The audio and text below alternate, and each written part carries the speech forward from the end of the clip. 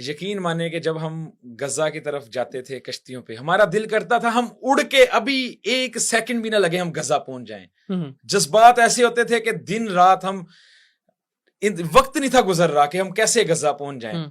لیکن جب ہم یہ پورا قافلہ بڑا ماشاءاللہ پورا سرار رہا ہے، اس میں بڑے بڑے ہم نے راز بھی اللہ تعالیٰ کے دیکھے اور بڑے بڑے معاملات دیکھے کہ ہر منزل پہ جا کے وہ ہمیں کہتے ہوتے تھے کہ اگر آپ نے واپس جانا ہے، جیسے حضرت امام حسین رضی اللہ تعالیٰ عنہ چراغ بجھا دیتے تھے اور وہ کہتے تھے اگر آپ نے واپس جانا ہے تو آپ چلے جائیں. ہر منزل پہ وہ ہمیں پوچھتے تھے، مجال ہے ایک بندہ بھی واپس جائے. پھر جب ہم سسلی کے قافلے، ہم نے سسلی اور اٹلی کو کراس کیا ہے اور ہم گریس کی طرف جا رہے تھے تو بہت خطرناک سمندری طوفان آ گیا. اور سمندری طوفان کے تحت ہماری کشتیاں سیدھی تھی اور ہواؤں کا رخ اس طرف تھا، اور ہماری جو کشتی تھی وہ سب سے خستہ کشتی تھی جس میں پیر مظہر شاہ صاحب بھی شامل تھے. تو ہواؤں کے بہاؤ کی وجہ سے ہماری کشتی ہمارے قافلے سے جدا ہو گئی، کیونکہ وہ سیلنگ بوٹ تھی، موٹر بوٹ نہیں تھی. تو جب قافلے سے جدا ہوئی تو 6 سے 7 گھنٹے ہم جن موجوں میں رہے، اور ایک تو ہم اپنے قافلے سے الگ ہو گئے، دوسرا ہمارا انجن ادھر کام کرنا بند ہو گیا. اور 4 نکے ہوتے ہیں جن پہ انجن کھڑا ہوتا ہے، اس میں سے ایک نکا ٹوٹا اور انجن اس طرح بار بار آگے پیچھے جا رہا ہے، اس میں موبلائل گر رہا ہے اور ہم دیکھ رہے ہیں کہ اوپر نیلا آسمان ہے، نیچے نیلا پانی ہے، اور انجن کام کرنا چھوڑ گیا. سمندری لہریں بہت زیادہ تھیں اور جو سولر پلیٹس تھیں ہماری 3 میں سے 2 وہ بھی ٹوٹ گئیں. اور اللہ تعالیٰ سے بس رابطہ قائم تھا، لیکن جو جی پی ایس سگنل اور ٹیم سے رابطہ منقطع ہو گیا. ہم سب لوگ ذہنی طور پہ شہادت کے لیے تیار ہو گئے تھے کہ الحمدللہ اللہ تعالیٰ کا شکر ہے کہ اگر ہم غزہ نہیں جا سکے لیکن قیامت والے دن ہم اس شرمندگی سے تو بچ جائیں گے جو حوض کوثر پہ اگر نبی صلی اللہ علیہ وسلم پوچھیں گے کہ میری امت کے لیے کیا کیا، ہم نے کیا تو کچھ نہیں، لیکن اس رستے پہ جاتے ہوئے ہم نے شہادت دے دی. لیکن الحمدللہ پھر ایک کشتی فلوریڈا وہ بھی اسی طرح قافلے سے جدا ہوئی تھی، وہ ہمارے پاس پہنچی. اور یہ معجزانہ طور پہ سارے معاملات ہو رہے ہیں کہ کسی کو امید نہیں تھی کہ اب ہم پاکستان واپس جائیں گے، اب ہم غزہ واپس جائیں گے، کیونکہ ہمیں تو یہ تھا کہ اگر ادھر شہادت ہوتی ہے تو ہماری ڈیڈ باڈیز جو ہیں، ہمارے جسم ہیں، وہ بھی پاکستان نہیں جا سکیں گے. لیکن وہ کشتی پہنچی اور اٹلی کی نیوی نے ہمیں ریسکیو کیا، اور پھر ہم ادھر کھڑے رہے. 3 دن ہم نے انتظار کیا کہ ہمیں کسی طرح کی کوئی کشتی ملے، ریپیئر کروائیں. لیکن گلوبل سموتھ فلوٹ لگا، ایک تو قافلہ بھی آگے جا چکا تھا اور ادھر جو کشتی تھی وہ اس قابل نہیں تھی کہ وہ اپنا سفر کا آغاز کر سکیں. اور پھر اس کی وجہ سے ہمیں افسوس کے ساتھ واپس آئے ہیں، لیکن اس عزم کے ساتھ انشاءاللہ تعالیٰ کہ ہم دوبارہ غزہ جائیں گے. اچھا ڈاکٹر صاحب، سینیٹر مشتاق، آپ ان کے یار سفر ہیں. بالکل. تو سینیٹر صاحب کیسی کیفیات تھی ان کی؟ ہم نے تو پاکستان میں، نو ڈاؤٹ آپ بھی پاکستان میں بہت کام کیا آپ نے. غزہ کی بات ہو تو آپ روڈز پہ ہمیں ملتے تھے، اور سینیٹر صاحب کی بھی یہی کیفیت تھی، وہ روڈز پہ ملتے تھے. تو کوئی ایسی بات جو ڈاکٹر صاحب کو کہی ہو سینیٹر صاحب نے جو آپ کو آج بھی یاد ہو؟ سینٹر صاحب ایک ہی بات کہتے تھے کہ ہم نے تب تک شہید نہیں ہونا. ہم کہتے شہادت کی خواہش تو ہے ہم سب کی، تب تک شہید نہیں ہونا جب تک 2 کام نہ کر لیں. ایک کام کہ ہم بیت المقدس میں جا کے نماز نہ پڑھ لیں، اور دوسرا فلسطین کو آزاد نہ کروا لیں. اور یہی ان کی کوشش رہی ہے. سینٹر مشتاق صاحب اور ان کے پورے خاندان کی جو قربانی ہے، عظیم قربانی ہے. ایسا خاندان پورے پاکستان میں نہیں ہم نے دیکھا کہ جب بھی غزہ کی بات ہوئی اپنے بیٹی اپنی بیوی کے ساتھ روڈ پہ ہوتے تھے. اور جو ابھی عید گزری ہے اس سے 1 دن پہلے بھی یہ جیل کے اندر تھے. اور کن کے لیے جیل کے اندر تھے؟ اور آپ نے دیکھا ہے کہ جو سینیٹر ہوتے ہیں، ایکس سینیٹرز ہوتے ہیں، وہ تو اپنی زندگی کے یہ آرام دہ اور پروٹوکول اور یہ عیاشیوں میں بھی گزار دیتے ہیں. لیکن ایسا مرد کلندر ہے کہ پہلے پاکستان میں فلسطین کی آواز بنتے رہے، اور اس عمر میں غزہ کی طرف نکل کے جدھر یہ بھی نہیں پتا کہ واپسی کا سفر ہونا ہے یا نہیں ہونا. اور پورے سفر میں ہم سب کو یہی بتاتے رہے کہ ہمیں کہتے رہے کہ ہم نے انشاءاللہ تب تک غزہ جاتے رہنا ہے جب تک یہ ہم 3 کام نہ کریں. سب سے پہلے غزہ کا محاصرہ نہ توڑیں، دوسرا اس نسل کشی کو کم نہ کر لیں، اور تیسرا ہیومینیٹیرین کوریڈور اسٹیبلش نہ کر لیں.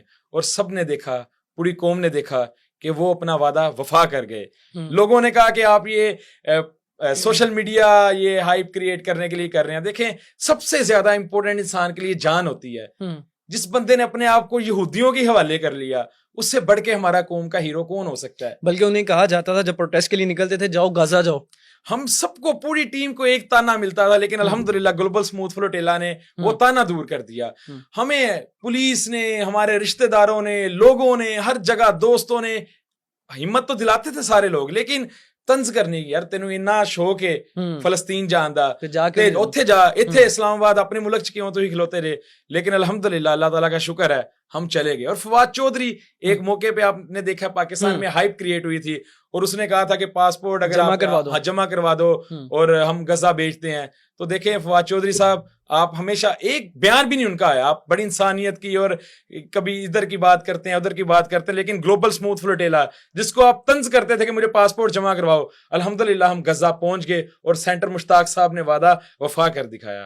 अच्छा डॉक्टर साहब, सेंटर साहब कैसे गिरफ्तार हुए थे, क्या सूरत हाल है? आपसे वैसे कुछ लोग अभी भी राब्ते में होंगे, तो सूरत हाल क्या आप ग्लोबल स्मूथ फ्लोटेला की? सेंटर साहब हुआ ये क्या था कि हमने 3 जोन्स बनाए थे जो हमारे लिए जो डेंजर जोन थे ना वो 2 थे। एक ऑरेंज लाइन जब इंटरनेशनल वाटर और गजा के पानियों के दरमियान रास्ता था, फिर जो गजा के अंदर रास्ता था जो रेड एरिया था, हाई अलर्ट एरिया था जिसमें खदशा था कि इधर हमें वो अरेस्ट कर लेंगे। तो सेंटर साहब की कश्ती और पूरा काफिला जैसे ही वो रेड अलर्ट या जो रेड जोन था उसमें पहुंचा तो उन्होंने कुछ कश्तियों हर कश्ती के साथ मुख्तलिफ चीजें की और ये वीडियोस अवेलेबल हैं। किसी पे उन्होंने पानी की स्प्रे की ताकि उनको डराया जाए, किसी पे वो रोशनी शदीद डाली ताकि उनको परेशान किया जाए, और किसी को उन्होंने डराने के लिए उन पर गन सामने कर ली। देखें उनको तो कोई नहीं था पता और हमें हमारी ट्रेनिंग का हिस्सा था, ये बड़ी अहम है। जब सेंटर साहब की जो गिरफ्तारी हुई है वो गजा के पानियों में हुई है अल्हम्दुलिल्लाह, और हमें हमारी ट्रेनिंग का हिस्सा था कि अगर आपको वो कोई भी आप पर तशद्दुद करते हैं, ऊपर कैमरास लगे हैं, आपने ऐसे बैठे रहना है ताकि पूरी दुनिया को ये पैगाम जाए। और सेंटर साहब ने भी ऐसे किया, यानी ज़हनी तौर पे आपको तैयार कर दिया गया था, आप पर तशद्दुद होगा, आपको गिरफ्तार किया जाएगा, मारे पड़ेंगे, ये सारा कुछ आपको पहले ही बता दिया। ये हमारी 3 दिन ट्यूनिस के अंदर ट्रेनिंग हुई थी जिसे नॉन वायलेंट ट्रेनिंग कहते थे, कि ऊपर आपके कैमरा लगा होगा, पूरी दुनिया को क्या पैगाम जाएगा जो सेंटर मुश्ताक साहब ने दिया कि हमारे हाथ में कोई असला नहीं, हम पुरतशद्दुद नहीं है, हम पीसफुल हैं, नॉन वायलेंट है, और अगर आप हमें मारेंगे हम अपनी जान दे देंगे, अगर आप हमें गिरफ्तार करेंगे हम गिरफ्तार हो जाएंगे, अगर आप हमें पानी में डुबो देंगे हम उसके लिए राजी हैं, लेकिन गजा जाने से हम तब तक नहीं बाज आएंगे जब तक इंशाल्लाह ये हिसार तोड़ ना लें। तो ये हमारी ट्रेनिंग का पहले हिस्सा था। इसी तरह सेंटर मुश्ताक साहब ने भी जब उनको गिरफ्तार किया गया, पहले उनकी कश्ती पे वो आए हैं, उन्होंने पहले कहा है, और ये बड़ी कम्युनिकेशन बड़ी इंपॉर्टेंट है, जब इसराइली कश्तियां अप्रोच किया है उन्होंने कहा है कि आप गजा के पानी में एंटर हो गए हैं, अब पानी किनका, ये तो फलस्तीनियों का है, तो आप रुक जाएं, इधर से वापस चले जाएं। तो इधर बड़ी इंपॉर्टेंट इधर से स्टेटमेंट गई है जो ग्लोबल स्मूथ फ्लोटेला की तरफ से गई है कि ये तो जंग ज़दा इलाका है, इंटरनेशनल कोर्ट ऑफ जस्टिस ने आलमी गुंडा डिक्लेयर किया किसको, नेतन्याहू को, और इंटरनेशनल लॉज के मुताबिक, जुनेवा कन्वेंशन के मुताबिक, ये हमारे लोगों को नहीं पता। अक्सर लोग कहते हैं आप ये गैर कानूनी काम कर रहे हैं। जुनेवा कन्वेंशन कहता है कि आप किसी भी ऐसे इलाके में जिधर गैर कानूनी हिसार है, जिधर एक जंग ज़दा इलाका है, उधर लोग, फ्लोटेला नाम इसका है कि इंसानी इमदाद खुराक लेके आप एंटर हो जाएं, तो इनका जवाब भी यही आया। और ये मर्द हुर जो हमारी टीम को लीड कर रहे थे ग्लोबल स्मूथ फ्लोटेला, उन्होंने उन्हें कहा कि आप काबज हैं और आप गजा वालों के लिए जो नस्लकुशी कर रहे हैं, हम कोई गैर कानूनी काम नहीं कर रहे, अगर आप हमें रोकेंगे तो पूरी दुनिया देख रही है कि आपने एक गैर कानूनी काम कर दिया है।